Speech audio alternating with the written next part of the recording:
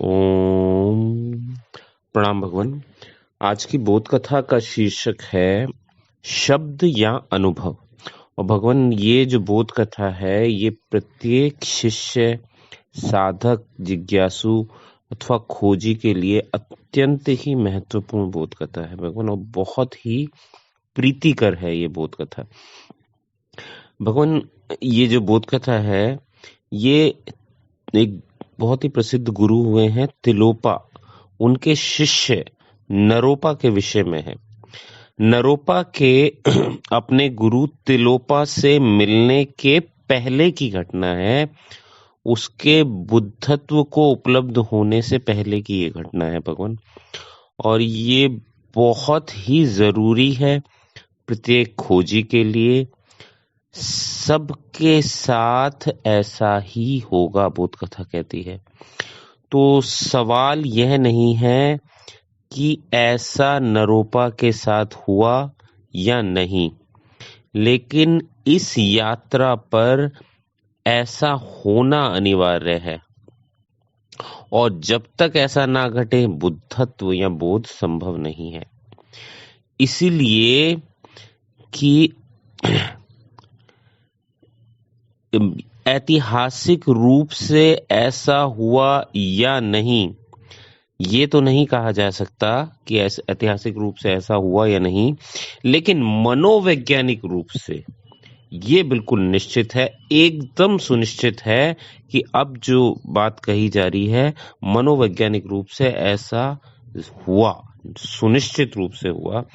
क्योंकि कोई भी इस अनुभव के बिना अपनी यात्रा पूरी नहीं कर सकता, बोध को प्राप्त नहीं हो सकता।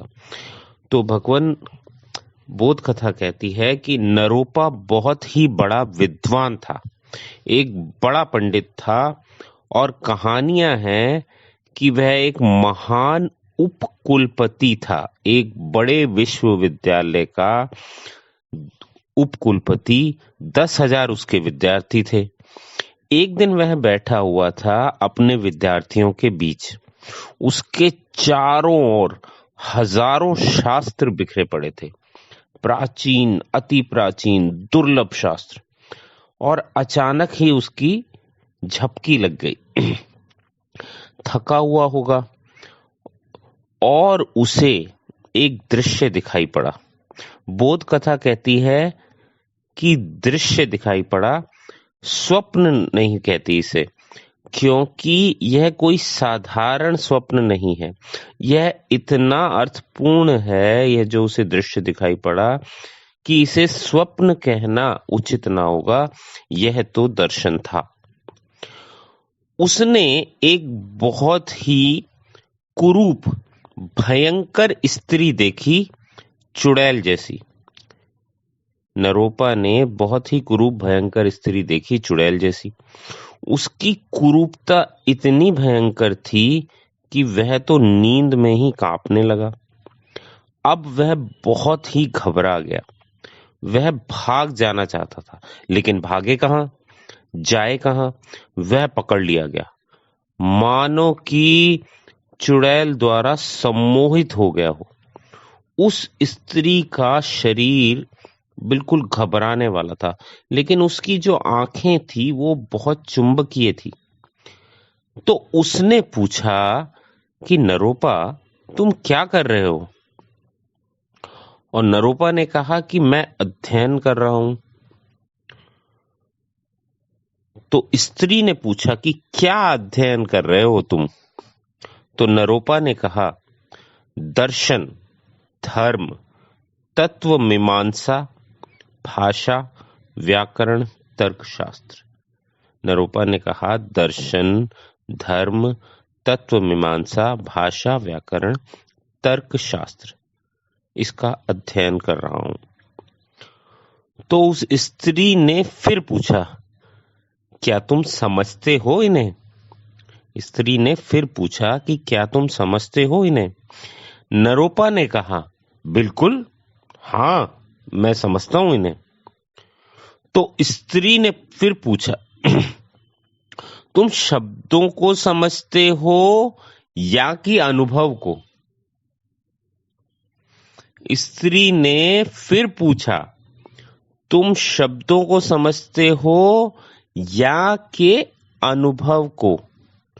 और यह बात पहली बार पूछी गई थी। नरोपा से जीवन में हजारों प्रश्न पूछे गए थे। वह एक बड़ा शिक्षक था।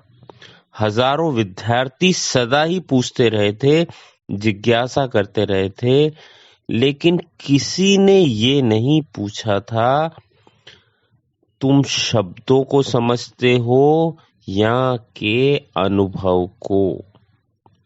और उस स्त्री की आंखें इतनी गहरी देखने वाली थी कि झूठ बोलना असंभव था। वह जान जाएगी। उसकी दृष्टि के सम्मुख नरोपा ने अपने को बिल्कुल लाचार अनुभव किया। वो पारदर्शी आंखें उसके अंतस में एकदम गहरे झांक रही थी और झूठ बोलना तो असंभव था। उसने और किसी से कह दिया होता, निश्चित ही मैं समझता हूं अनुभव को, लेकिन इस स्त्री से, इस भयंकर स्त्री से वह झूठ नहीं बोल सका। उसे सत्य ही कहना पड़ा। तो उसने कहा, हाँ, मैं शब्दों को समझता हूं। और वह स्त्री तो बहुत प्रसन्न हो गई। वो तो नाचने लगी और हंसने लगी, यह सोचकर कि स्त्री इतनी खुश हो गई है और उसकी खुशी के कारण उसकी कुरूपता भी बदल गई है। अब वह उतनी कुरूप नहीं रही। एक सूक्ष्म सौंदर्य उसके भीतर से बाहर झलकने लगा था। तो यह सोचकर कि मैंने इसे इतना प्रसन्न कर दिया, तो क्यों ना इसे थोड़ा और प्रसन्न कर दूं? तो नरोपा ने कहा, और हाँ, मैं भाव भी समझता हूं। और इतना सुनते ही उस स्त्री की हंसी रुक गई। नरोपा ने कहा, भाव अर्थात अनुभव, और हाँ, मैं अनुभव भी समझता हूं। और ये सुनते ही स्त्री की हंसी रुक गई। उसका नृत्य थम गया और वह रोने लगी और वह उदास हो गई और उसकी सारी कुरूपता लौट आई और पहले से 1000 गुना ज्यादा। नरोपा ने कहा, क्यों तुम रो रही हो? क्यों तुम उदास हो? पहले क्यों तुम हंस रही थी और नाच रही थी? तो वह स्त्री कहने लगी, मैं नाच रही थी और हंस रही थी और खुश थी, क्योंकि तुम्हारे जैसे महान विद्वान ने झूठ नहीं बोला था। लेकिन अब मैं चीख रही हूं, मैं उदास हूं, मैं रो रही हूं, क्योंकि तुम मुझसे झूठ बोल रहे हो। तुमने मुझसे झूठ बोला। मैं जानती हूं और तुम जानते हो कि तुम अनुभव को नहीं समझते। और इतना कहते ही वह दृश्य विलीन हो गया। इस दृश्य के बाद नरोपा रूपांतरित हो गया। उसने विश्वविद्यालय छोड़ दिया और फिर वह अनुभव की खोज में लग गया। वह समझ गया कि केवल शब्दों को समझकर तुम किसे धोखा दे रहे हो, और केवल शब्दों को समझकर तुम बन गए हो एक कुरूप बूढ़ी चुड़ैल। नरोपा यह समझ गया था, क्योंकि नरोपा जानता था कि जो शब्दों का ज्ञान होता है, यदि तुम पंडितों के पास जाओ तो पाएंगे कि वो तो बिल्कुल दुर्गंध से भरा है, उसमें तो पांडित्य की दुर्गंध है, वो तो मुर्दा है। तो नरोपा, जैसा कि कहा जाता है कि गुरु के बिना संभव नहीं है जो एक प्रज्ञावान गुरु हो, तो नरोपा खोज में लग गया एक गुरु की।